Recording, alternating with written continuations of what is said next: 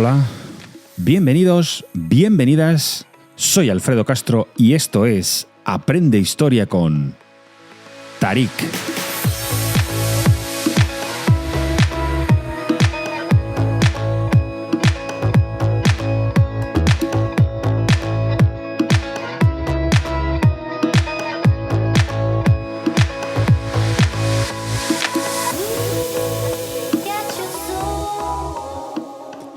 El Imperio Antiguo comprende entre los años 2686 y 2125 a.C. Es el periodo más centralizado y estable de la historia del Antiguo Egipto. Comprende desde la tercera dinastía hasta la octava.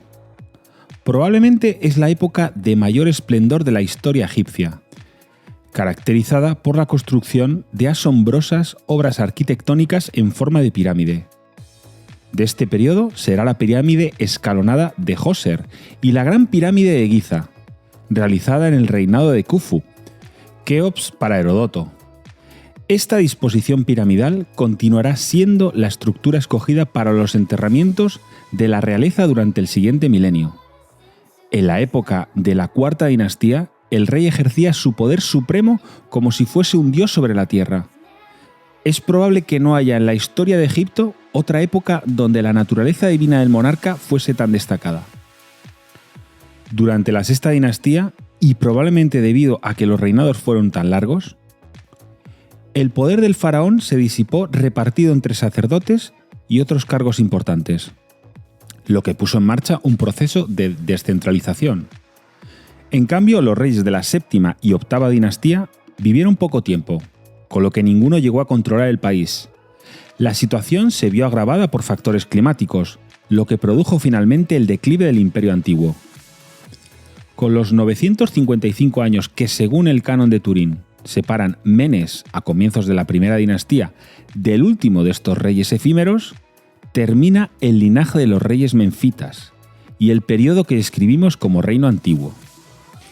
Y después de esta breve introducción, vamos allá y comenzamos.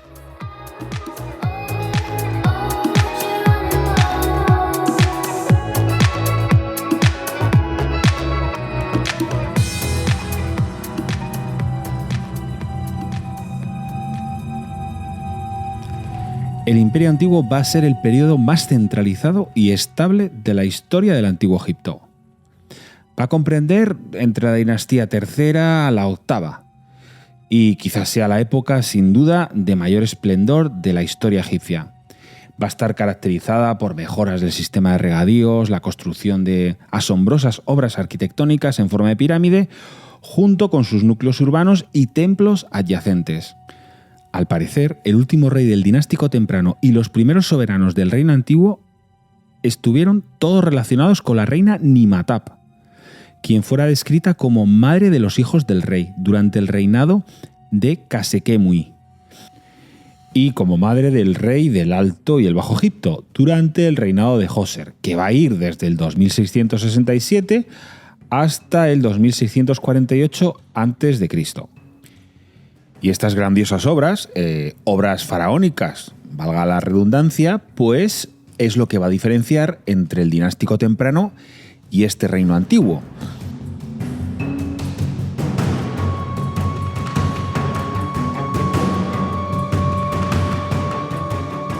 Entonces vamos a ver, los faraones tienen un nombre de nacimiento y luego aparte tienen un nombre de Horus y un nombre de Nepti.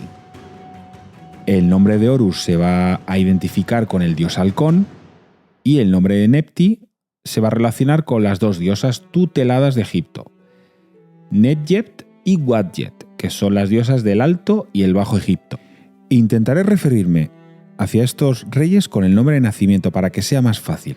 Entonces, en esta tercera dinastía es importante el rey Djoser, porque va a ser el primer rey que va a acabar con éxito un gran edificio del mundo construido con piedra. Además es el edificio más antiguo construido con piedra del mundo, que es la pirámide escalonada. Aunque últimamente pues ha salido una noticia donde podría situar a la pirámide más antigua en el yacimiento de Gunung Padang, en Java, que esto está en Indonesia, que podría datarse incluso de 20.000 años antes de Cristo. El padre de Djoser fue Nebka, que fue el primer faraón de la tercera dinastía. Y durante su reinado, pues la piedra solo se habría utilizado de una forma limitada.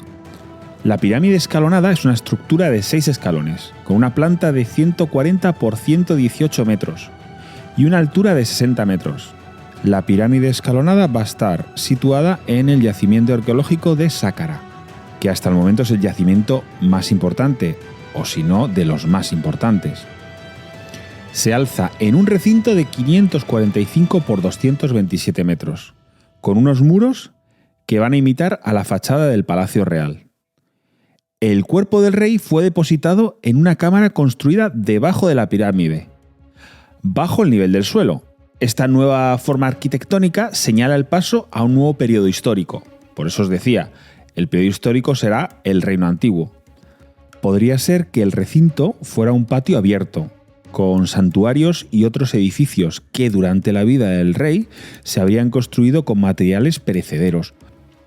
Aquí esta gente pues hacía sus fiestas, sus juergas, y Djoser lo que quería hacer era continuar celebrando durante su otra vida, donde se celebraban rituales para renovar su energía, su poder y su capacidad para gobernar de forma efectiva.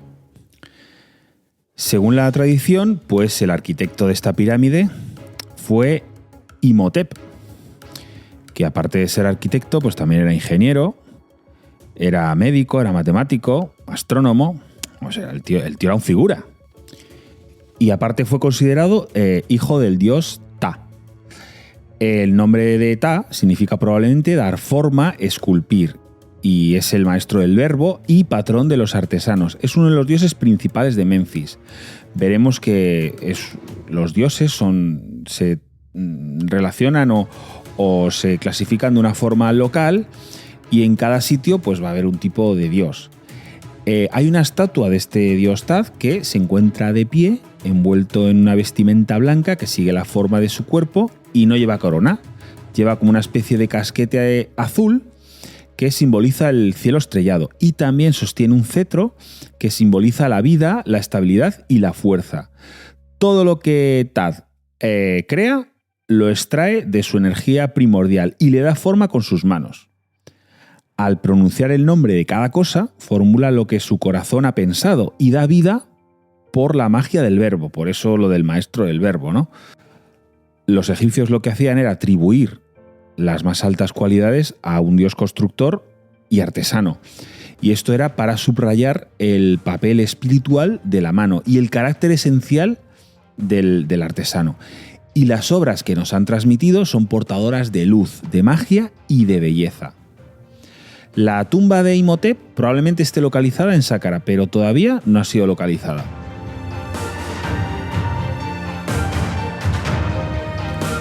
La pirámide escalonada fue adoptada como norma para las tumbas reales. Pero bueno, ninguna de las que han intentado o intentaron hacer los sucesores llegaron a terminarse.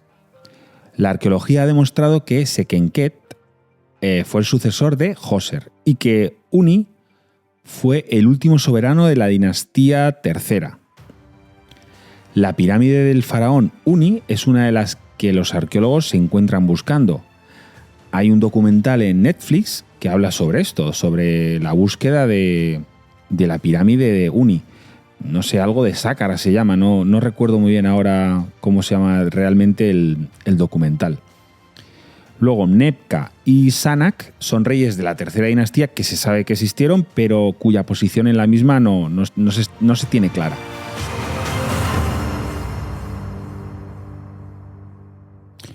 Bueno, nos metemos ya de lleno en la cuarta dinastía, que comienza más o menos aproximadamente en el 2613 a.C., y durante el reinado del rey Snefru, que el nombre de Horus va a ser Nemmat, la forma externa de la tumba real se transforma en una pirámide verdadera.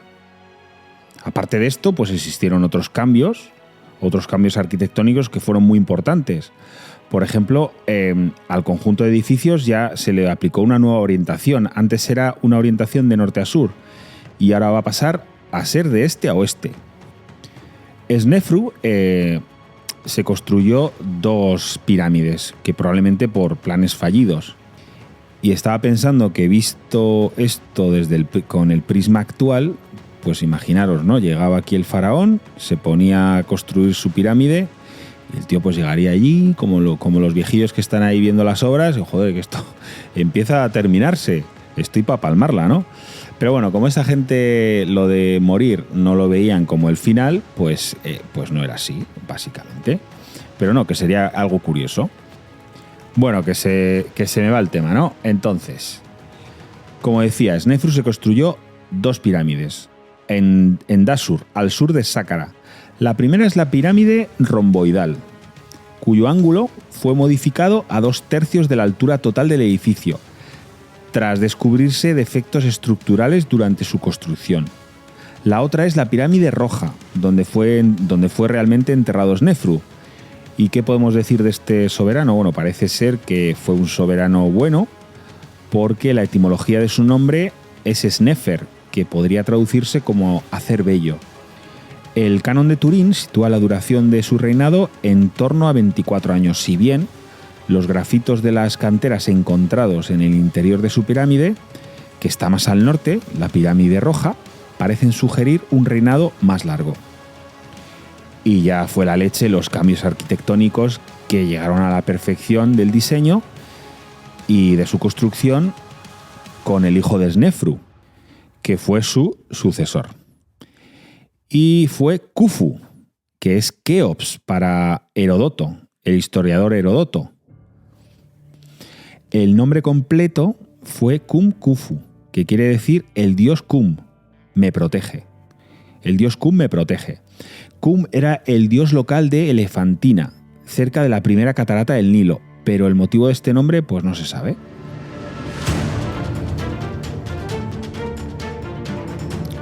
La Gran Pirámide de Giza, la pirámide de Keops, con una planta de 230 metros de lado y una altura de 146,5 metros, es la pirámide más grande de Egipto. La cámara funeraria está situada de forma inusual en el corazón del edificio y no al nivel del suelo o bajo tierra. Es alucinante la pedazo de pirámide que se construye este pavo. Bueno, en una zanja cerca de la cara sur de la pirámide se descubrió un barco desmontado de casi 43 metros, construido con madera de cedro. Hay otro barco también semejante que reposa en una zanja cercana, pero no está bien conservado. 3 pirámides que albergan los enterramientos de las reinas de Khufu se alinean al este de la pirámide, aunque recientemente se ha encontrado una 4ª pirámide, de unos 20 metros de lado y otros tanto de altura, frente a la esquina sureste de la Gran Pirámide. El responsable final de la conclusión del proyecto fue el visir Emiuno. Este tío está enterrado en una inmensa mastaba en el cementerio situado al oeste de la Gran Pirámide de Giza. La mastaba es un tipo de tumba de base rectangular, techo plano y muros laterales inclinados. Es un pedazo de tumba, básicamente. Esas son las mastabas, ¿no? Y el cargo de visir, pues el cargo de visir era como una especie de ministro, como la mano derecha, pues era un cargo muy importante. Bueno, y hablando de los últimos faraones de los que estamos describiendo cosas, tenemos a Uni, que es el último de la 3ª dinastía, luego Snefru, que es el primero de la 4ª, y Khufu, o Keops. Pues esta gente tuvieron unos reinados bastante largos y por tanto tuvieron mogollón de hijos, lo que hizo complicar muchísimo la sucesión. Un hijo de Khufu era Harjedef. Estos nombres a veces son un poco complicados y se ha encontrado su tumba al este de la pirámide de su padre. Harjedef era un erudito y el tío pues hizo una de las obras, se llamó Las instrucciones de Harjedef, que continuó siendo transmitida en papiro durante el resto de la historia egipcia. Este texto habla de consejos de un padre a su hijo, al que orienta sobre cómo comportarse en la vida. Y solo se conocen fragmentos de esto, ¿eh? El Hardeyef era otro artista, básicamente. Luego, la pirámide del sucesor inmediato de Khufu, Yedefra, fue comenzada en Abu Rowas. Esto está al noroeste de Giza. Yedefra fue el primero en utilizar el epíteto hijo del dios Ra. Y ambas pirámides se abandonaron en las primeras etapas de su construcción, aunque parece que las dos fueron utilizadas para enterrar a sus propietarios. Voy a dejar un mapa en comunidad en iVoox, pues para poder ver los yacimientos arqueológicos, porque ya empiezan a nombrarse, que si Abu Rowas, que si Saqqara, y lo voy a dejar allí, también lo voy a dejar en Instagram.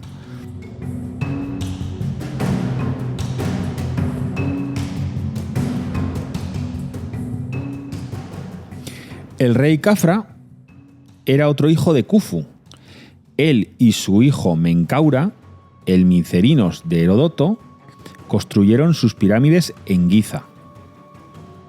Esto es lo que por lo menos a mí me hacían aprenderme de memoria cuando estabas en el cole, lo de las pirámides de Keops, Kefren y Micerinos, y no tenías ni idea a qué se refería ni nada.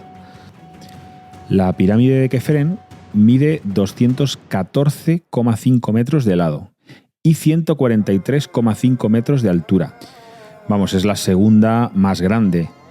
E incluso al estar en un terreno ligeramente un poco más elevado que la de Khufu, parece que es del mismo tamaño.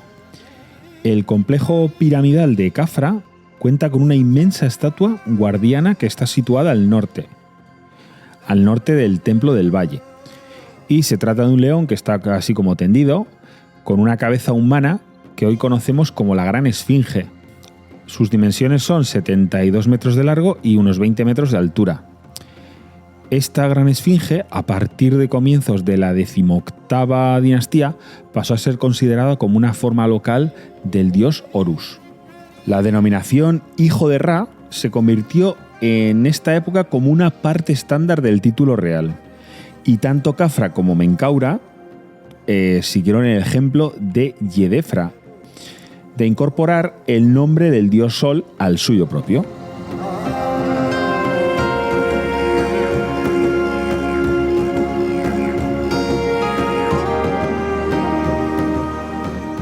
La pirámide de Menkaura tiene un amplio uso del granito.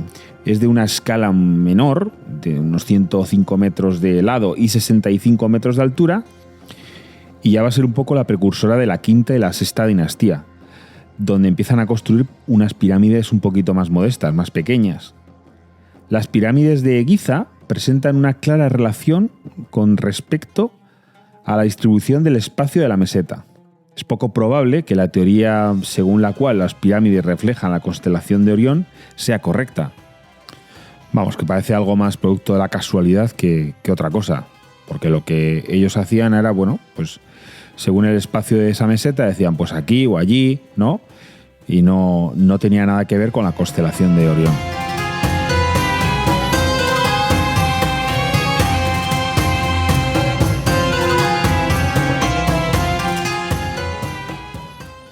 Kenkawes, probablemente reina de Menkaura, posee una tumba similar en Giza. Seseskaf va a ser el próximo rey. Reinaría desde el 2503 al 2498 a.C. Y no sería más que uno más, salvo que fue el único soberano del reino antiguo en abandonar la forma piramidal. Construyó en Saqqara Sur una inmensa mástaba, en forma de sarcófago, cuya base medía 100 por 72 metros. El monumento se conoce como Mastabat el Faraón. Y el motivo por el que abandonó la forma piramidal, pues la verdad que no se sabe.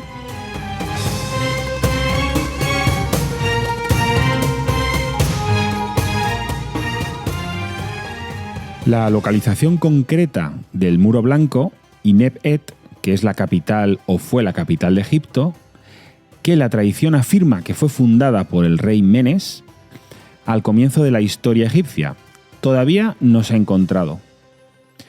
Pudo haber estado cerca del moderno poblado de Abusir, en el Valle del Nilo, aproximadamente al noroeste de la pirámide de Djoser. En el antiguo Egipto, el rey disfrutaba de una posición especial como mediador entre los dioses y la gente, como punto de contacto entre lo divino y lo humano. Para las gentes de Egipto, su rey era el garante del continuo orden que reinaba en su mundo.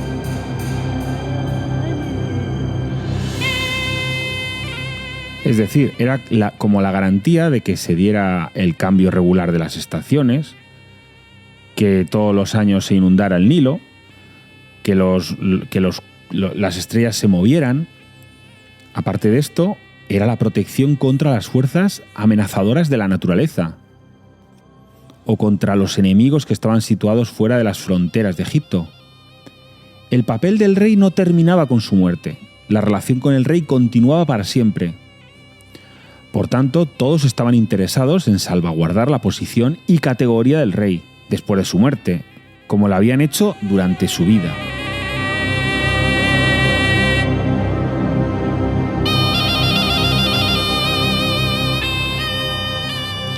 Una de las diferencias entre la tercera dinastía y la cuarta es, por ejemplo, la disposición de las tumbas de los miembros de la familia. En la tercera dinastía, los sacerdotes y otras clases privilegiadas están separadas de las zonas exclusivas donde se encuentran las pirámides.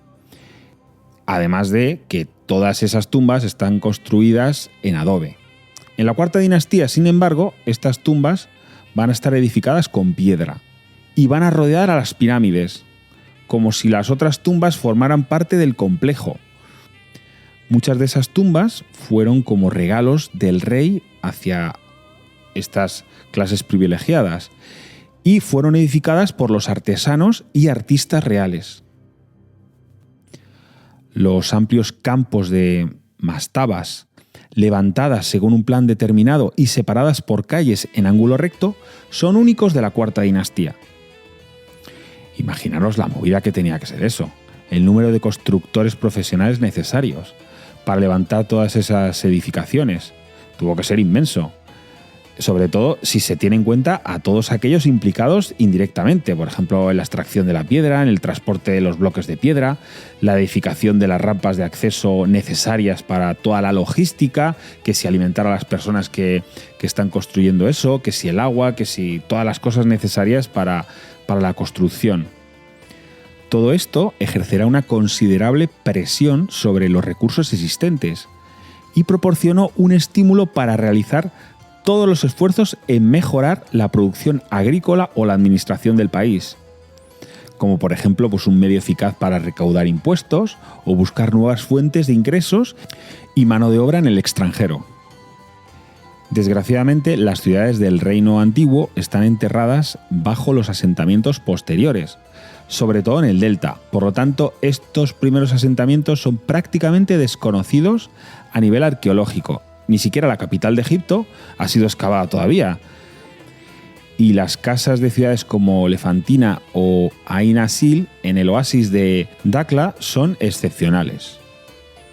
Durante gran parte del reino antiguo, Egipto fue un estado planificado y administrado de forma centralizada, encabezado por un rey que era el dueño teórico de todos sus recursos y cuyos poderes eran prácticamente absolutos. Aparte de esto, el cargo de visir era el más importante, que se encargaba de supervisar el funcionamiento de todos los departamentos del Estado, excluidos los asuntos religiosos, que para eso estaban los sacerdotes. También existía un aumento de funcionarios a todos los niveles de la administración. Estos funcionarios eran remunerados por sus servicios de diferentes modos. El modo más importante era el usufructo de tierra real.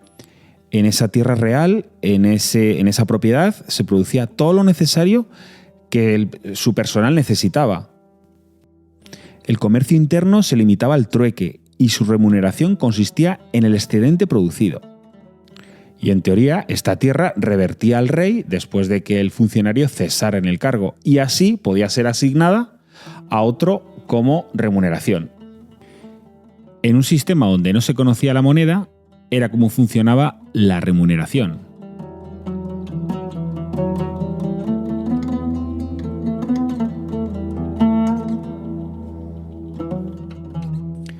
Durante la tercera y la cuarta dinastía no existieron amenazas serias para Egipto procedentes del extranjero. Las campañas militares en las regiones sobre todo de Nubia y Libia se entendían más como un medio de explotación de las zonas vecinas en busca de recursos disponibles. Nubia, por ejemplo, fue el destino de una gran expedición enviada por Snefru en busca de recursos. La Piedra de Palermo registra un botín de 700 cautivos y 200.000 cabezas de ganado. Estas campañas destruyeron los asentamientos locales y despoblaron la Baja Nubia, situada entre la primera y la segunda catarata del Nilo. Durante la Cuarta Dinastía se creó un asentamiento en Buen, en la zona de la segunda catarata.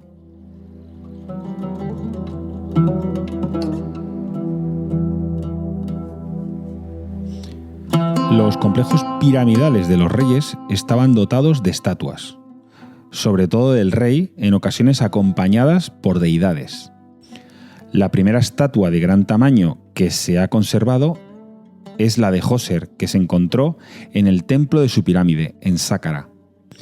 El número de estatuas reales colocadas en los templos se incrementó a lo largo de la Cuarta Dinastía. La estatua de Kefren, protegida por un halcón en la parte posterior de su cabeza, es una obra maestra que se intentó imitar en épocas posteriores, pero nunca se ha llegado a tal nivel de perfección. Pondré también una foto en el espacio de comunidad en iVoox de esta estatua. Por otro lado, había relieves en las tumbas y estos no eran mera decoración. Expresaban como conceptos de la realeza en los monumentos del rey. O en el caso de los muertos que no pertenecían a la realeza, eran necesarios para satisfacer sus necesidades en la otra vida.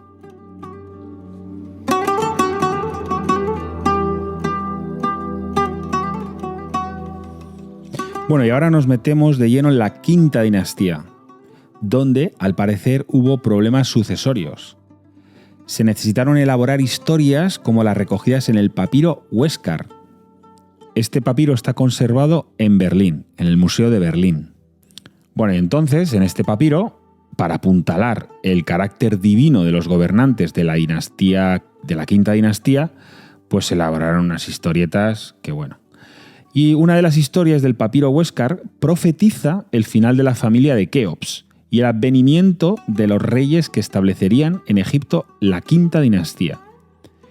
Sin duda esto se haría para legitimar, como ya hemos dicho, el poder de los gobernantes y suavizar un poco la transición de la Cuarta a la Quinta Dinastía.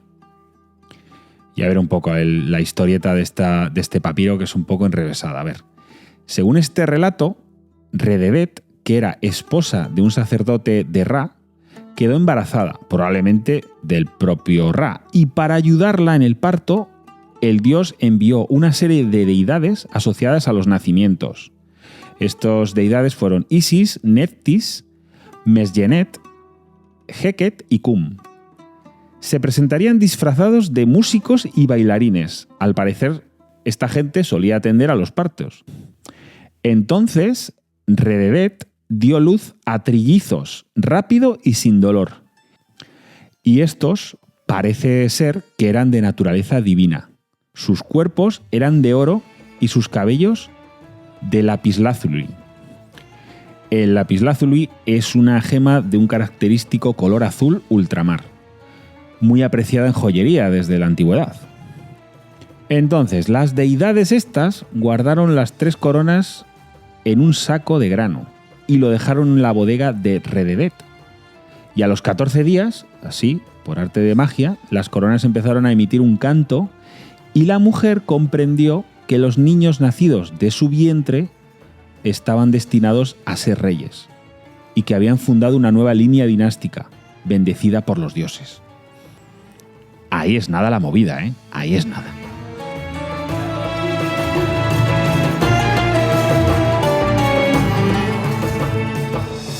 El primer rey de la Quinta Dinastía fue Userkaf, que reinaría desde el 2494 al 2487 antes de nuestra era. Aún así, no sabemos nada de la historia del reinado de Userkaf y no existen pruebas contemporáneas que apoyen la versión de los acontecimientos proporcionados por el papiro de Huéscar. El más importante logro arquitectónico de Userkaf es un templo dedicado específicamente al dios Sol, Ra. Y esto se convertiría en una moda, ya que los siguientes 7 reyes de la quinta dinastía hicieron algo parecido. Userkaf, Saura, Neferikara, Raneferet, Niusería, Menkauhor. O sea, tócate las pelotas. Y lo que hizo esta gente fueron templos solares. Solo se han encontrado el de Userkaf y el de Niuserra. El templo solar de Userkaf se encuentra en Abusir, al norte de Saqqara. La pirámide de Userkaf se encuentra en Saqqara Norte, mucho más pequeña y una construcción no tan meticulosa como en la época anterior. 73 metros de lado y 43 metros de altura. Un templo solar consistía en un templo del valle, unido mediante una calzada de acceso a un templo superior. Y el rasgo principal de este templo superior era el pedestal gigantesco con un obelisco, símbolo del dios Sol. En su mastaba de Giza, la reina Kenkawes, que si os acordáis era la reina de Menkaura, el Micerinos de Heródoto, se identificaba con un título único, madre de 2 reyes del Alto y el Bajo Egipto.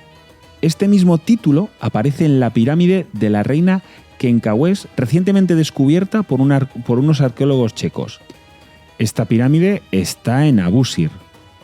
Y entonces, si la Kenkawes de Giza y la de Abusir son la misma persona, podría ser que los hijos fueran Saura y Neferikara, y el papiro de Huéscar tendría razón en parte.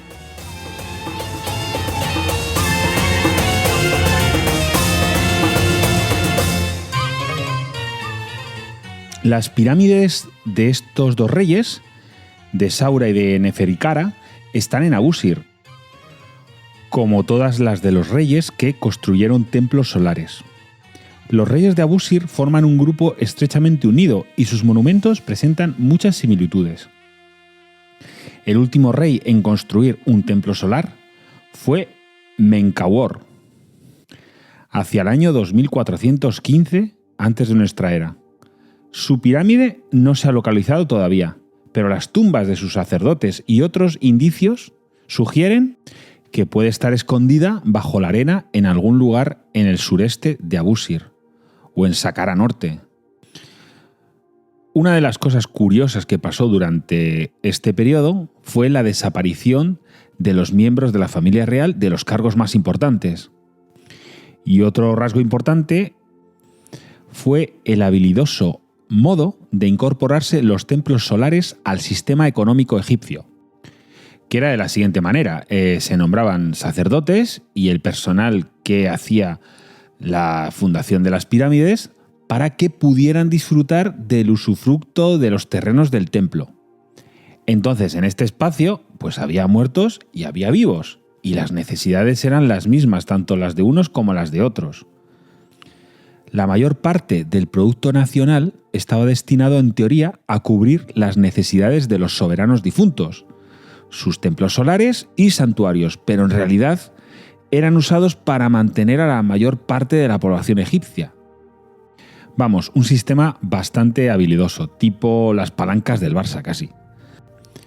En esta época continuarán enviándose expediciones a los lugares tradicionales fuera de Egipto, sobre todo para extraer turquesa y cobre. Durante esta quinta dinastía hubo un incremento en el número de sacerdotes y funcionarios que pudieron construirse tumbas. Un ejemplo de estas tumbas, que son las mastabas más grandes y mejor decoradas del reino antiguo, son las tumbas de Ti, en Saqqara, y Tasepses en Abusir, ambos del reinado de Niuserra. Muchas de ellas se encuentran en cementerios provinciales.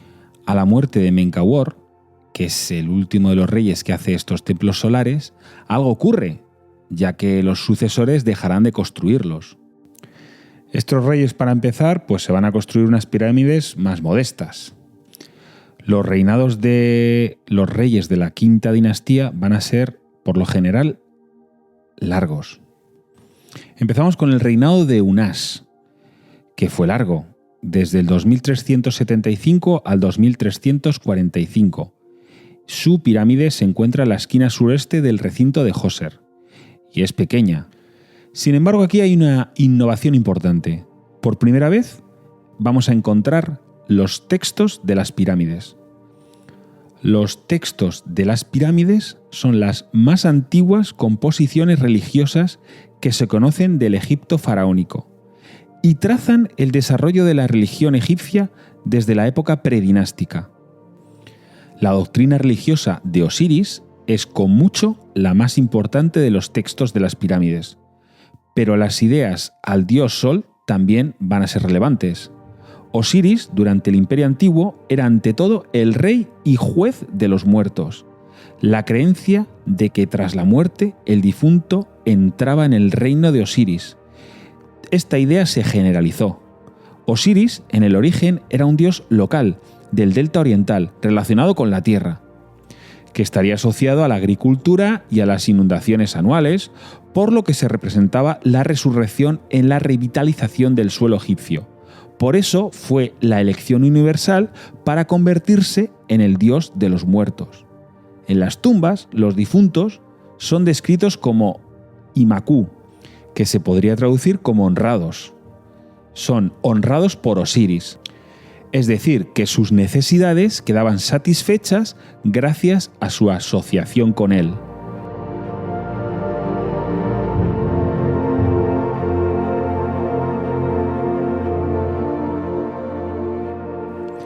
Según Manetón, que fue un sacerdote e historiador egipcio del siglo III a.C., con el reinado de Unas termina la quinta dinastía, pues el siguiente rey, Teti, que va desde el 2345 al 2323, lo sitúa en la sexta dinastía. No poseemos información segura sobre la relación personal entre Teti y sus predecesores. Y otra de las cosas que tal vez hemos pasado un poco indirectamente sería que durante la dinastía quinta se incrementó el poder y la riqueza de la nobleza, los nomarcas y el cuerpo sacerdotal. Esta tendencia fue también continuada en la dinastía sexta, lo que disminuyó el poder de la corona y su capacidad de control. Ya durante esta época también se desarrolló cierta actividad militar, sobre todo contra los nómadas libios. Las fronteras del oeste no estaban muy bien establecidas, por lo que los libios acostumbraban un poco a invadir a los egipcios, que consideraban ese su territorio. Por lo general solían salir victoriosos, claro, según las crónicas suyas. El punto de partida de estas misiones era la isla de Elefantina, en Asuán. Gobernadores de esta área, como Jarkuf, partieron hacia el sur desde ese lugar, pudiéndose contar entre los primeros exploradores del África subsahariana. Otro de los gobernadores era Ekai, que alcanzó la categoría de semidios, y Jarkuf, antes comentado, hizo varios viajes por las regiones septentrionales, lo que le facilitó el favor del rey Pepi II. Esto se sabe debido a que la tumba de Jarkuf fue descubierta en 1892, cerca de Asuán. En el muro exterior de la tumba hizo que quedase escrito un texto. Este texto habla de una carta de agradecimiento por haberle traído un pigmeo bailarín de la tierra de Yan al rey Pepi II, que era un rey que tendría entre 8 y 9 años de la sexta dinastía. Fue este rey que tenía tanto entusiasmo, el joven Pepi II, quien contribuyó sin pretender a la caída del Imperio Antiguo. Una de las razones fue que el soberano vivió demasiado tiempo. Parece ser que murió a los 90 y tantos. Por tanto, llegó a gobernar más de 80 años, por lo que al final de su vida probablemente sería como un monarca débil e ineficaz, y su poder se disipó, repartido entre muchas manos. Su padre, Pepi I, también estuvo mucho tiempo, seguro que este tema era genético, con lo que se pudo haber puesto en marcha este proceso de descentralización. En cambio, los reyes de la dinastía séptima y octava vivieron poco tiempo. Manetón, este historiador del siglo III a.C., afirma que la dinastía séptima consistió en 70 reyes que reinaron 70 días cada uno, Parece ser que ninguno llegó a controlar el país, como puede imaginarse a partir de las pequeñas pirámides rellenas de escombros construidas por algunos de ellos. Vamos, esta movida es la siguiente, que cuando construían una megapirámide, pues ese rey controlaba bastante y tenía muchísimo poder. Y en el momento que construía una mierda pirámide, pues era todo lo contrario.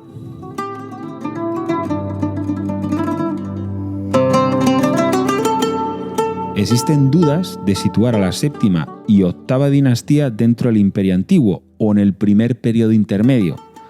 Bueno, estas cosas están en continuo cambio según pruebas o descubrimientos sobre arqueología o sobre textos que se vayan descubriendo. Es probable que el poder se limitase a la zona circundante de Memphis y es posible que la octava dinastía existiera en conjunción con centros de poder ubicados en otras partes del país. Antes y durante el gobierno de Pepi I y Pepi II, el poder fue escapando de los reyes y sus cortesanos más próximos para acabar en manos de miembros de la nobleza local. Como muchos de sus cargos eran hereditarios, el poder de los nobles se consolidó, al tiempo que crecía su riqueza. Por tanto, el poder de los reyes se iba disipando cada vez más, y los nobles locales cada vez tenían más y más. Esto se sabe es evidente en la ubicación y en la arquitectura y decoración de los sepulcros. Los nobles ya no querrán enterrarse cerca de los reyes en la capital, sino que querrán ser enterrados en sus ciudades natales, y sus tumbas eran cada vez más grandes, con templos y calzadas que conectaban sus panteones. La nobleza utilizó una iconografía reservada hasta entonces a la realeza, como por ejemplo una barba postiza, vestir el faldellín, llamado sendit, o participar en escenas de caza con arco y flechas. Es decir, lo que solo estaba en los sepulcros de la realeza comenzará a aparecer en las tumbas de la élite. Algunos eruditos proponen que los cambios climáticos acontecidos por entonces fueron el detonante que causaría el colapso del Imperio Antiguo, pues la disminución de las riadas del Nilo, el aumento gradual de la sequía, la escasez de alimentos, el aumento de la población, llegada de tribus nómadas al valle. Es posible que todo esto desestabilizara al Imperio Antiguo y lo llevara finalmente a su hundimiento.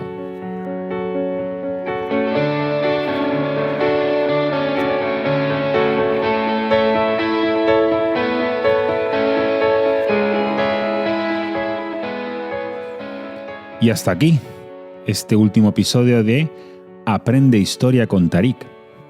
Muchísimas gracias por escucharme. Cada vez somos más y la verdad que es de agradecer. Espero vuestros comentarios que quieran sumar.